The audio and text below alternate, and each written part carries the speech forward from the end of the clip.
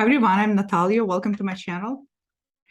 Today I wanted to talk to you about embracing dark feminine and share with you my thoughts on how I see and understand the dark feminine energy. And I would like to share with you some of the ways you can embrace that part of yourselves using tarot and oracle cards. And I broke it down into 4 categories. I broke it down into embracing 4 elements within you: air, earth, water, and fire. And I have decks selected for each category.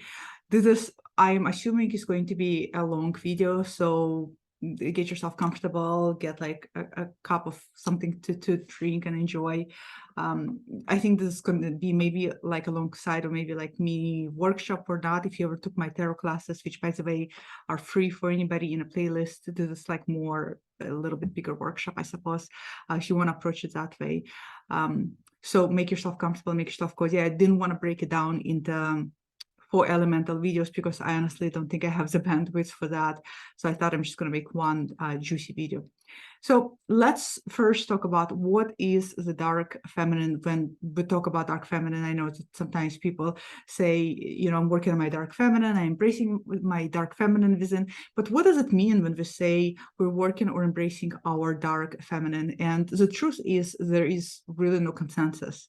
There's a lot of people who have written books on dark feminine and what it is, which is different from divine feminine. And everybody sees it really differently, and it really depends who is the writer and how they approach it and the angle that they're looking at it from. Some people even say that the embracing dark feminine is embracing the shadow aspect side within ourselves. And I think to some extent that is sure true, because there are definitely repressed parts of ourselves, but I think it goes deeper than that. So I'm going to share with you just my idea, my view. You may have a very different your own ideas on what dark feminine is for you. Feel free to share it below. Like I said, there's no one way. This is just my way, and hopefully it's going to be helpful. It'll give you a little bit of food for thought to chew on if you're interested to work using tarot and oracle as tools to work with it. So the way that I think about the dark feminine is I think about it as all of the aspects of a woman, all of the aspects of feminine. Let's use the word feminine versus woman. All of the aspects of the feminine that have been culturally throughout history, throughout centuries, throughout evolutions, have been demonized, vilified, have been casted away, have been even abused. I think just demonizing and vilifying is abuse in of itself. It is all of the parts of the feminine that have been locked away, that have been casted away, that have been buried deep, deep, deep underground because either numerous reasons. Oh my God, that's why that has happened. There's lots of reasons for it. Political, religious, financial, institutional organizations. The reasons why that part of the feminine, those aspects of feminine have been casted away and still are, people trying very hard to keep them shut and locked away, is because there is a potential threat, I would say, a potential fear, a potential concern. What would happen if people became in touch and embraced and integrate that part of the feminine? That part of the feminine I see as, sometimes people say you dark feminine is wild. I think wild is just a part of it. I think it's, again, it's all those parts that has been just shot away from out of sight, out of mind. And culturally over the years, for me at least as a woman, I have come to believe and I have come to think that if I get in touch, in contact with any of those parts of me, then I start thinking that I am bad, that that's wrong. And that's a demonizing effect of the dark feminine. And that's why it's called dark feminine to me. It's a little bit too polarity misleading. Light feminine, dark feminine, I think there's no such thing. There is just feminine. But I suppose darkness is there to imply the unconscious, the parts of you that you're not in touch with. Now we're going back to the shadow aspect. But the reason why you're not in touch, or the reason why I'm not in touch with those aspects of myself, is because culturally I was not allowed to emulate, embrace, step into those parts of the feminine. It was prohibited and still is wildly prohibited. Things that come to mind when I think about the vilified feminine. Hillary Clinton running for president. Woman running for an office is a bitch, vilified feminine.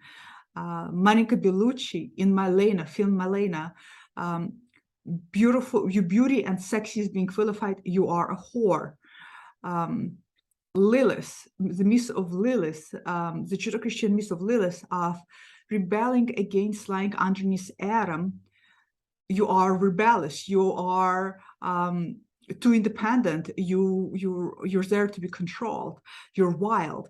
That's what comes to mind. Now you get the idea. This is all of the feminine qualities that I just barely scratched the surface on, that have been vilified and demonized. And today, if women get in touch with those qualities, they associate those attributes, being too sexy, whore, prostitute, you're asking for it. You want to lead the country, you want to be a leader in an organization, you're a bitch. You're saying no to a man, and you're saying no to lie beneath a man. You're difficult, you're uncontrollable. So this just gives you an idea how I see. So the dark feminine are again those parts that we've been told not to have, we've been told not to experience. And I think the biggest scope of why is to keep us all in line, and apart a lot of other many things. I personally have woken up, you can say, kind of realized the dark feminine within me about 13 years ago. And that's, just imagine how long it has been dormant inside of me. And there's still so many parts that are still dormant inside of me. And for me, it came later, that awakening came later in my life, because I think it's primarily due to me being already a very strong personality. I don't take no for an answer. I'm a rebel. If I see people going in one direction, I go into another direction. I don't like to copy things. I don't like repetitions. So I'm already, by nature, my personality is an outlier, I would say. My archetype would be an archetype of rebelliousness. I'm there to break the rules. When somebody tells me something, I always say, but why? I go there immediately. So for that reason, for me, I was already, because I was such a strong personality, things that came into my sphere in terms of people trying to shut down the strong aspects of me, I didn't really pick up on them until 13 years ago, when I rented my office for the first time for private practice as a psychologist. And it was in a small building, it was one-floor building where there were only 4 offices. And there was a man across from my office who facilitated a men's group. And because his office was too small for the group, and he, I don't know, maybe didn't want to rent out a bigger space, he would facilitate that group in the hallway. He would put chairs around, there'll be 10, 12 men sitting around, and he would facilitate groups there on weekends. And I saw clients on the weekends, and it became a conflict. And he said, well, why don't you just have clients to enter your office from the balcony? And he was trying to come up with all this maneuvers, and it just didn't work. I've worked with transgender population. I didn't think it was appropriate. Also, to impose another aspects of secrecy to people who already struggle with that. Needless to say, it was not appropriate to have a group in a hallway. That's not where a group should be held. And so I stood my ground, and I wrote him and I said, no, you will have to find a new space. This is not okay. This is not conducive to my work environment. This is not conducive for my clients. And boy, when I did that, did I get a very abusive email back saying, literally, he said, how dare are you to come here and to tell me how to do the things? How gallant, he used the word gallant, I still remember, gallant of you to do that. And I remember reading this to my husband and being, for the first time, experiencing sexism, literally for the first time experiencing, at least becoming aware of it to such extent. And I looked up at my husband, I said, he would never talk like this if I was a man. He would never talk like this if I was a man. And that's when I realized, at least I came in touch with that part of society of shut down, be quiet, you have to be subverted, you have to listen. And from then on, I think the first books I got a hold of, which I recommend, they're very quick, breezy, accessible read, not too deep, not too historical, is Lisa I think it's Lisa Listrov, Witch, and Burning Woman by Lucy Peirce. When I read those books, I just, and from then on, I went into deeper books on, feminist literature and historical things. And today I'm reading Satanic Feminism, which is brilliant. So for me, it was a longer awakening type of period to wake up myself from the sleep that was going on, because I was, again, and maybe my strong persona and personality was such a shield that I did not feel any of those things prior to that. But now I pick them up like there's no tomorrow, and it's like unbelievable. You can pick them up anywhere through emails, how people correspond with you, how people respond to you, how people talk to you, and on and on and on. So the dark feminine is that for me. It's those parts of us that are that were casted away, and part of that casting away is parts of us that is vocal, that is strong, that says no, I'm not going to do this. This goes against my principles. This goes against my integrity. Something that's sometimes very difficult for a lot of us to do. So this is how I see dark feminine. Again, it's all of those aspects of feminine that were rejected, that were cast out, that were put away and locked away, and still being put away and locked away. And for me, the ways that I work on embracing my dark feminine is realizing and noticing when those parts are coming up to the surface, and recognizing and noticing when they come to the surface, what are they telling me about myself? When that incident happened, what came to the surface is, you're being afraid to use your voice. Why are you afraid to use your voice? You're no lesser than this man. Your colleagues, your boss holding a PhD in clinical psychology, even if I wasn't holding the same degree, it doesn't matter. You're equals. You're renting a space.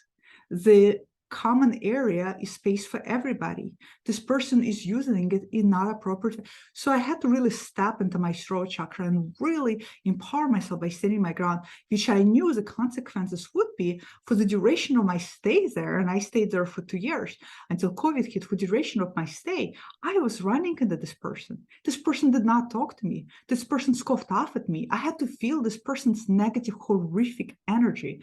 Not to mention, when the email interaction happened and he refused to do it, I just simply replied, I said, that's okay, I will talk to landlord. And you know what he said? He said, you do that. Let's see what's going to happen. And, fortunately, the landlord was a fantastic person and was like, yeah, no, this ain't going to work. And it was, my husband, who's an architect, was saying, well, if that's not going to work, he's violating some fire escape law, and that's going to be a problem. So I was like, okay, good thing that we can at least pull something from the law, if nothing panned out. But landlord was fantastic, and he had to stop doing the group in the hallway. But this guy hated me. He hated the side of me. He just, it was unpleasant. That was what I had to go through to stand up to myself, to stand up to my voice, and to stand up to what I felt was right. So it starts with noticing those things in our lives, and noticing when we're feeling friction. By friction, I mean noticing when parts of us really wants to do it, and then part of us is holding ourselves back. In this instance, I really wanted to stand my ground and stand by what I believed in.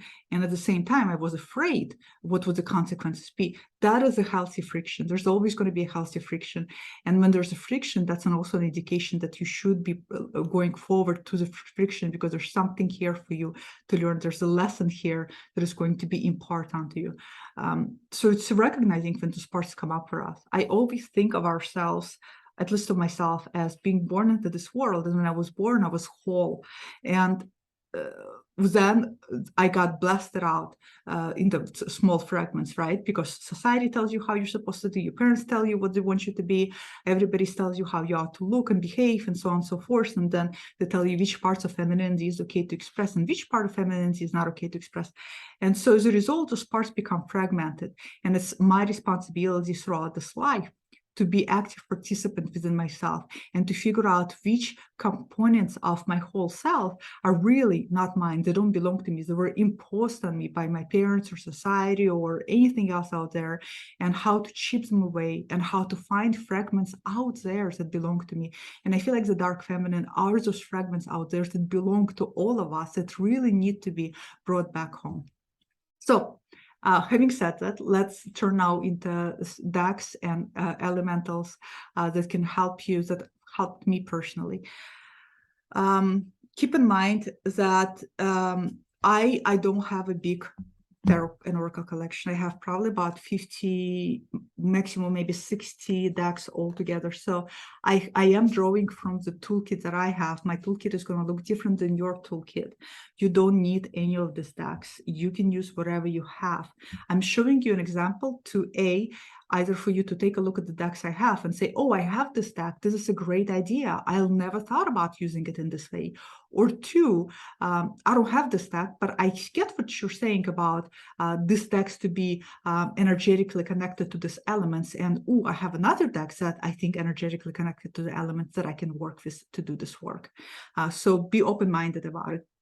Again, of course, you don't have to go in and buy decks now.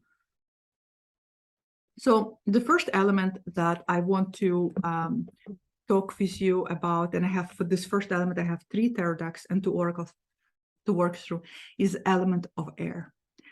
When I think about air, I think about mind, I think about our thoughts, I think about our anxieties, I think also about our ego, I think about our superego, I think about everything that occupies this sphere of our body. And I start off with element of air because I think that the head is one of the most important aspects because, and I don't want to negate body and heart, but I say that because a lot of things start up here. A lot of things that later shift into our bodies and into our heart, and later shift into our will, our fire, start with the way we think, start the way we think about ourselves, start the way we think about the world. It's that narrative that takes place in our headspace. And some of us have very negative, very horrible self-narratives. Sometimes if we were just to really be fly inside everybody's mind and hear how women talk to themselves, we would be horrified. We talk to ourselves so fucking brutally. I don't even know why we do that to ourselves. But it starts with really detoxing here and learning how to recognize that what's in here is not true. That pretty much everything that is inside our heads, how we think, what we believe in, is really not true. And we have to ask those very important questions. Where do those things come from? Where do we get these notions and these ideas?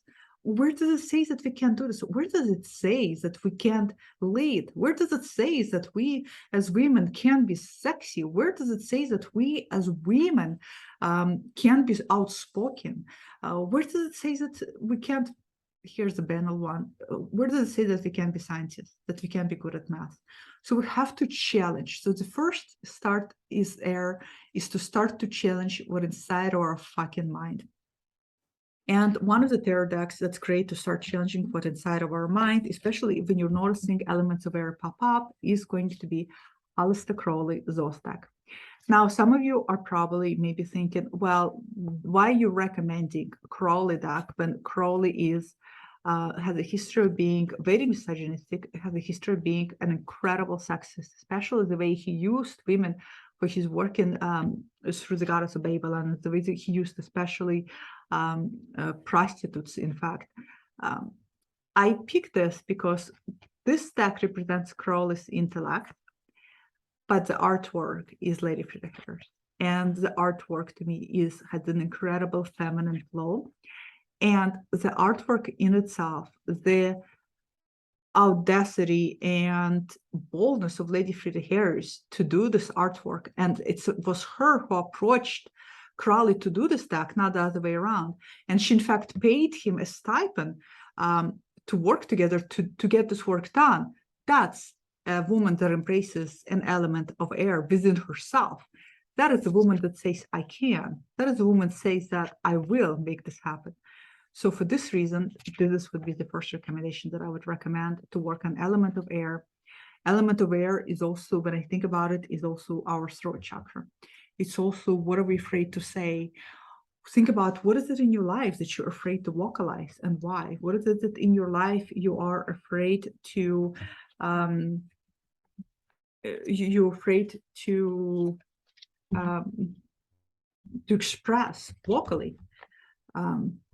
And I would encourage you to do it. The second deck that I would recommend for the throat, for the air, element of air, in order to get in touch with the divine, with the dark feminine, is this Terra Noir. This is a Marseille deck, so for those of you who love Marseille.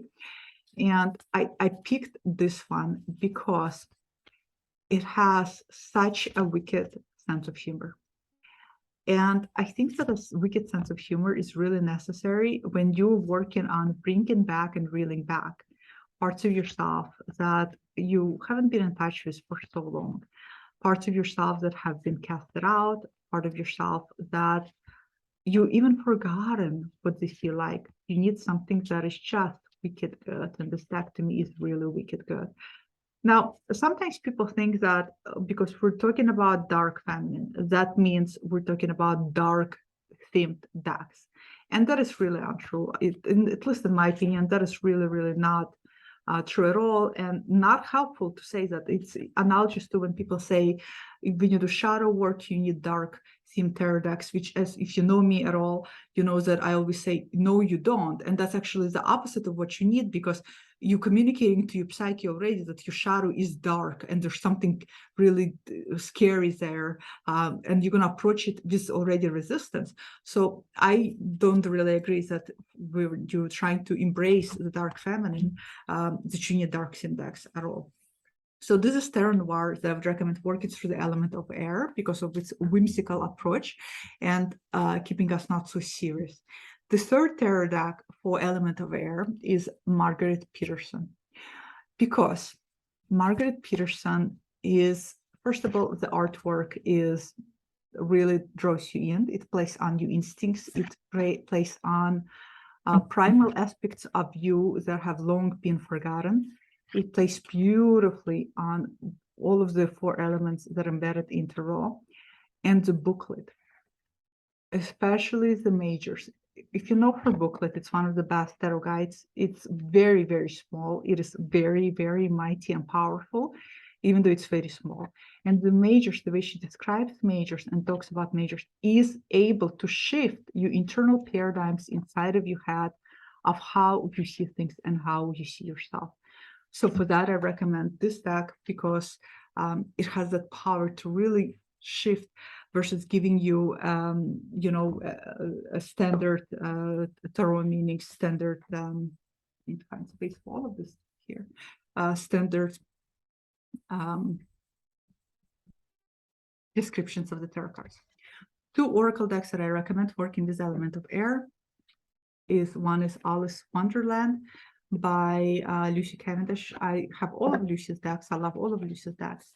This one is really, really good because it is straight to the heart. This is only the oracle of Lucy's that I do backwards reversals, because her reversal descriptions are amazing. This is a clear voice that will tell you where you're lying to yourself. This is a clear voice that will tell you where you are, you're not seeing things clearly, where you are resisting to hearing the truth.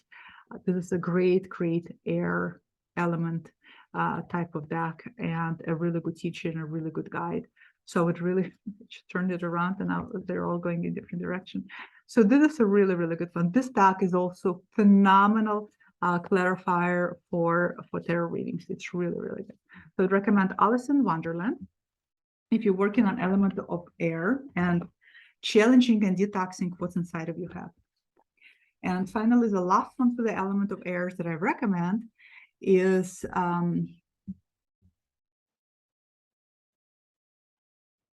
Dark Mirror Oracle. I think it's Dark Mirror. Oracle. This is, you can get it on Amazon. Alice, you can get on, actually all of the decks I showed you so far, you can get on Amazon if you want, but you don't need to. This one is will really tell you what's hiding underneath. People always say this is a shadow deck. I think people say it's shadow deck because it calls out on just elements that you're not aware of, that you don't want to get aware or in touch with. I love this one for the element of air because, again, this one will tell you what you're not acknowledging, what you're not stepping into, and which part of yourself you are bullshitting. So this is a really good one. So this is the dark mirror. Yeah, I think it is dark mirror oracle. So the next one that let's move on is element of earth. So when you're working with element of earth, to embrace, and I just noticed that I have an oracle here that I don't know, don't remember the name of. So bad. So for this one, I have 2 tarot decks and 2 oracles for the element of earth. Now, when I think about element of earth, now I'm thinking now we're detox and challenged our head, and we're moving down into our body. And when I'm talking about body, it can be any kind of work you want to do in terms of healing your relationship to your body, and especially for women, relationship to their female bodies and female form. Another thing that comes to mind when I think about element of earth is any kind of somatic illnesses, hurts, always what they're also telling you about it, how to heal this relationship with yourself. Element of earth is really this vessel, this containers that a lot of times we tend to neglect, that a lot of times we tend not to pay attention to, and a lot of times we tend not to treat very nicely. And when it comes to dark feminine energy in regards to our bodies, in regards to our vessel, there's definitely a lot that has been said about how we're out to be with our bodies, how we ought to be in terms of presenting our bodies, how we ought to even think about it, just even sit, how we ought to behave, how we're fucking supposed to eat using our hands. So there's a lot to say about what have been told to do with our bodies. And even think about 2 elements such as menstrual cycles. What we've been told about our menstruation as being something that is dirty, something that needs to be hidden. Think about what we are being told about our abilities to have autonomy about our bodies when it comes to childbearing and when it comes to abortion. Think about what it comes to our bodies when we're also thinking about women who choose to take up work such as sex work, and what does it mean for them. All of those things come in mind when we're thinking about our body and how our body is being also stripped away and controlled. And what we're being told as women, what does it tell us about our dark feminine in terms of crone womanhood, women who can't bleed anymore, how they've been casted away by the wild crone aspect of them has been casted away because now you're not useful, and how much society praises and worships you. So think about all of those things and see what comes up for you. First deck that I would recommend for working on element of earth is going to be Black Madonna Tarot. And some of you might not have this deck. Again, you don't have to get this as an indie deck. It's a splurge deck. But if you do have, let me know. And if you don't, what would you substitute for this? What feels like an element of earth? This feels like, to me, a very strong womb. Very strong element of earth, very strong element of our really. I did a video a few days ago on healing and destructive and fragmenting psychological aspect of tarot. And in there, I showed Jessica Zinchuk decks with women of different sizes, which I love so much, and women of different body disposition and pubic hair. And one of the people commented and said, yes, pubic hair, you know, when pubic hair is going to come back on a woman, what did you say exactly? That women are going to be healed or something like that. And just think about that, the repression of this part of ourselves that has been demonized as duty. I mean, really, women have been stripped to become such objects for man, even all the way down to their pubic hair. It's just really, it makes me want to put a lighter next to my breast because I think I'm going to set it on fire. That's to say it mildly. So this would be the first deck that I would recommend for the element of earth. The second one that I would recommend for element of earth is Tierra May Wonderful Ritual Tarot. That is right now being really hot and everybody's talking about it, and for all of the right reasons. This is one that feels a very strong connection element to the earth. It has a very earth, goddess, earth, motherly feel to it, motherly in a very good way. It brings you back to this instinctual part of yourself. It brings you back to, again, those parts of yourself that you have forgotten. So this would be another deck that I would recommend for the body, for the, not body element, for the physical element. Now, the oracle that I would recommend, there's two, and one, I'm trying to remember the name. It comes in this bag. You can get it on Amazon. It comes edged like this. Is it wormwood? I think it's wormwood. Somebody please put comment below if you remember what it's called. Wormwood something. Glowwood. Yes, it is glowwood. I remember now. This one is perfect because the way that she has written the book is abstract, reads abstract, and because it reads abstract, it drops me immediately into my body. It really grounds me, it slows me down, it makes me stay within myself, and because it's also talking about plants and trees and insects and all other type of earthy spirits. For that reason, it drops me even more in connection with the spirit of my body. So I would recommend for the element of earth, Glowwood Oracle deck. Definitely something that drops you into self-awareness. At least for me, it does, the way it's written. So this would be the Glowwood. And the final oracle for the relationship with the body, with the earth, is the Magic of You oracle. This is also, you can get on Amazon. This is another one because it is so well balanced. Not only I feel like well balanced in terms of elements, but there's something really, here's what comes to mind. A book of if women were rooted, or if women could be, oh God, how does the title of the book go? If women were rooted, I think comes to mind. This deck makes me feel like it helps me to be rooted within myself. And for that reason, this is a really good deck that I would recommend for the element of earth when you're working with embracing dark feminine. So 2 more elements. I already see that I think has been 40 minutes. I don't know. I'm bad at tracking time, but like I said, I don't want to make it too long, but also don't want to rush through this. Okay, I'm going to lift my favorite element that I'm working through right now and embracing is fire to the last. But let's talk about the element of heart, element of water. I have 2 decks and 2 oracle decks for you to share with you. So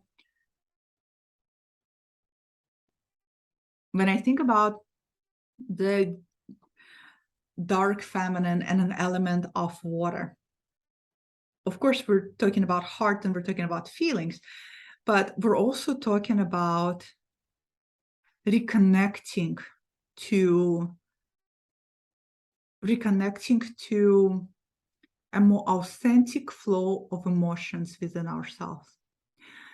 And most importantly, the element of water to me is reconnecting to our intuition and to trusting ourselves. I was just talking about this with my friend about this, because we were talking about the Red Goddess book and the Babylon and our presumptions about the book, which I'll share when I'll talk about the book in a book's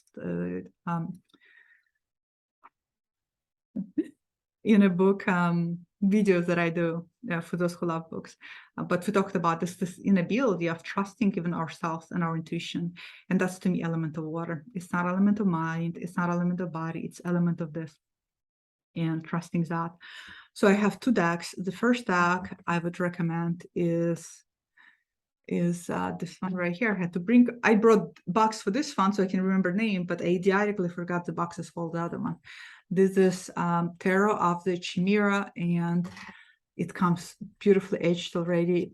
And I would recommend this one because this to me is poetry. Very poetic deck to be. And because it is poetic, initially you're drawn to the images before you even drawn to what kind of cards you drew, and the images drop you into your emotions and into your feelings. What are you feeling? It's very flowy, very emotive type of deck, and for that reason it connects me with my intuition. It connects me with my heart. I don't use this deck enough, but I will when I drop in the element of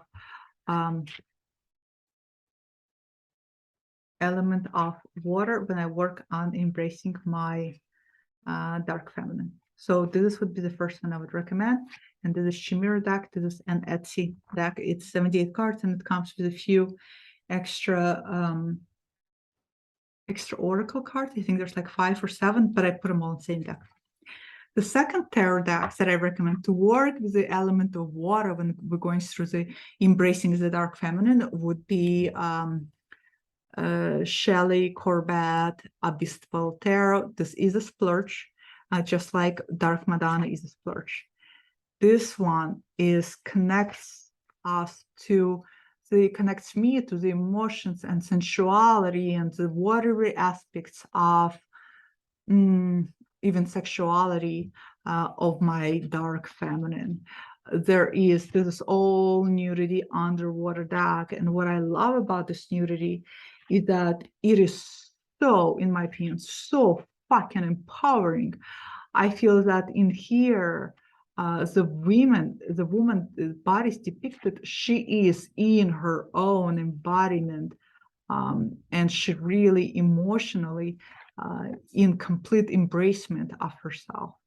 So this is a very, this gives me such Lilith vibes because there's, some BDSM going on here. It gives me such Lilith vibes of not being afraid to go there and to command, to compel, and to take charge. And this is very, for me, very hard because you have to be in touch with your heart, I feel, to really allow yourself to go there. So this would be Abyssal Tarot. But also comment and let me know what you guys think. These are my choices. Like, oh no, it doesn't feel like this. It feels like something else to me. I'd be so curious to hear your thoughts. I always love engaging with all of you and hearing what you think. 2 oracle decks for connection of the heart. Both come from the same creator. The first one would be Kim Krantz, about the known archetypes. Why is this one to the heart? Again, we're talking about the language of poetry. Archetypes are a language of poetry. They're a doorway into the myth, which also, by the way, if you have Marial Tarot would be a great tarot to connect with the heart in connection to the dark feminine. But this is why, because we need this poetry, we need the symbolic, we need something that is symbolic poetry, that is a doorway that takes us to those places, to the connectivity. And archetypes are a strong internal nutrients for our psyche, for our unconsciousness, and especially for our emotions and our feelings, and they're universal. So I would recommend Kim Krantz, Archetypal. And you know what, guys? This is what I noticed since I came back on YouTube and I started to do these videos, sharing with you my thoughts and sharing with you my experiences. What I noticed is I just been wanting to play with all of these decks lately, and I have little table next to my site, and it's already covered with decks, and this is what happens. So, and Kim Krantz, Alchemy, beautiful H, mine in blue. The same thing. Alchemy is pure poetry to me. It is also very ingredients rich, both if you're using either alchemy cards or if you're using alchemy and archetypes. It's like taking this essential ingredients into the kitchen being your heart, and cooking something for your heart to transform. These are very transformative, transcendent decks, and for that reason, definitely great to work with the heart on your dark feminine. Okay, so last one, my favorite one, and the one that I'm working personally myself, is going to be Element of Fire. And we're going to wrap up. Those of you who love long videos, enjoy. I don't know how many people, I personally like long, good videos to enjoy myself very much so. So, Element of Fire, I have one tarot deck and 3 oracle that I selected for you. Now, when I think about Element of Fire, I think about will. I think about will in relationship to our empowerment and how to really step into your fire. And there's so much repressed fire in the dark feminine. Pretty much all of the repressed dark feminine is one big fucking flame that is just dying to come out and to start burning and to start to really, especially to burn away all the toxicity and shit that has been spoken about her. It's like wildfire, so ready and eager to get going and to consume and to eradicate a lot of things that are no longer serving humanity and definitely no longer serving her, including toxic masculinity, including toxic patriarchy, not all patriarchies, but including toxic patriarchy, and a lot of other things. So I'm thinking about this empowerment, how to empower those aspects of ourselves and step into them. I'm thinking about Burning Woman by Lucy Persigan comes to mind. So the only decks that I had, because I'm working with this deck right now, and it's definitely doing a thing, is Terror of the Vampires. I trimmed and etched mine. Oh, this one is right now kicking my ass.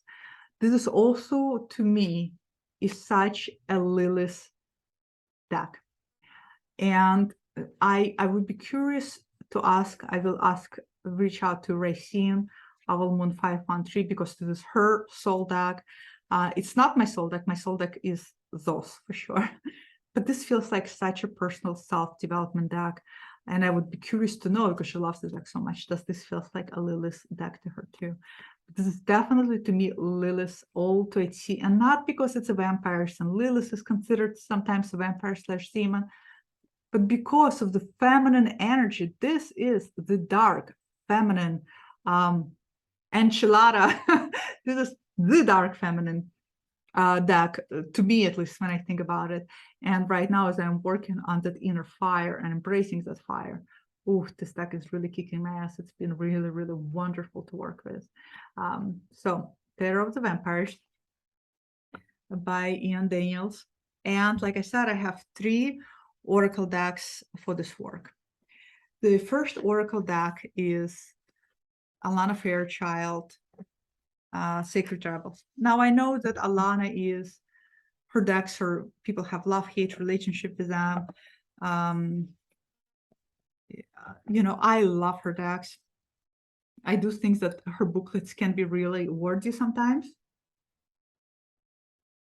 And I feel like sometimes it takes her a long time to get to the point. And sometimes I don't really even read her books, but I like Alana's deck and I'm a fan. And so when you want to get in touch with a part of you that is fire, that means getting in touch with ourselves, That is also an outcast, that is an outlier, that is a rebel, and definitely that comes to mind.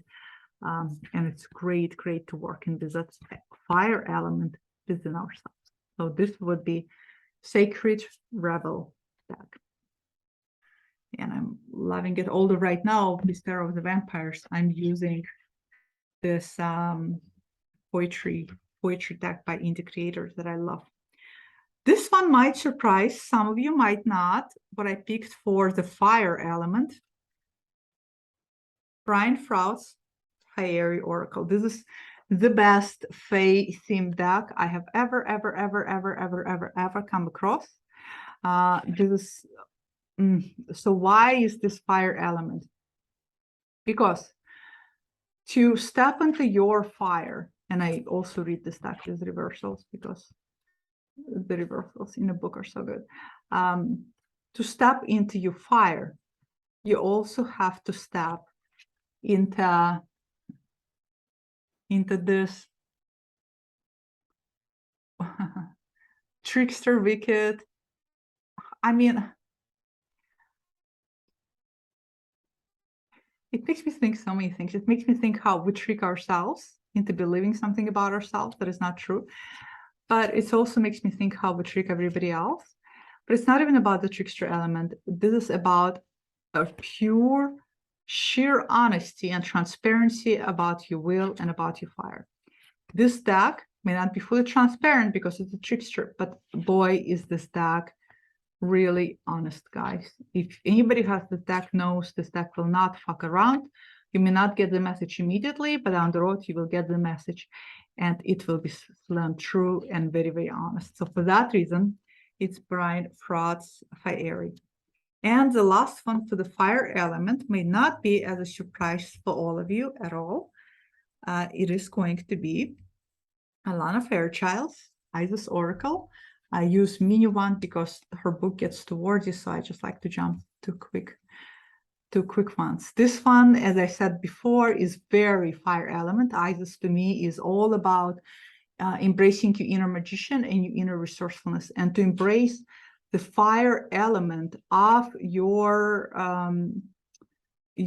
dark feminine that has been cast away is to embrace your will in this fiery aspect, and it's to embrace your resourcefulness as a woman in this aspect. So this is Isis Oracle for that reason.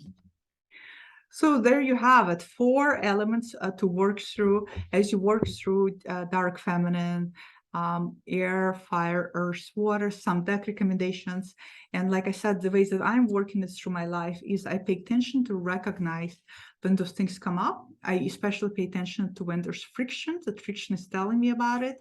And then I work through utilizing these tools to journal, to integrate, to learn about myself, and most importantly, to push myself, to give myself that push to step into those elements.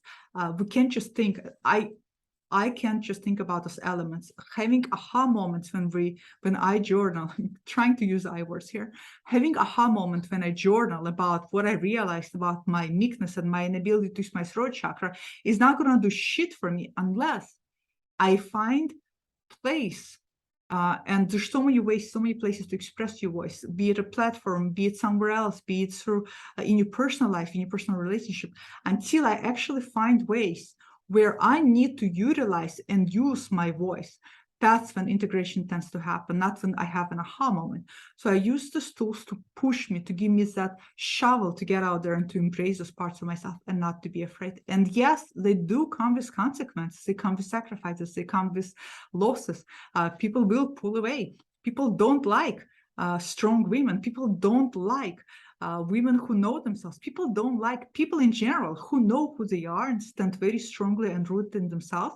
People don't like that because that holds a mirror to everybody else.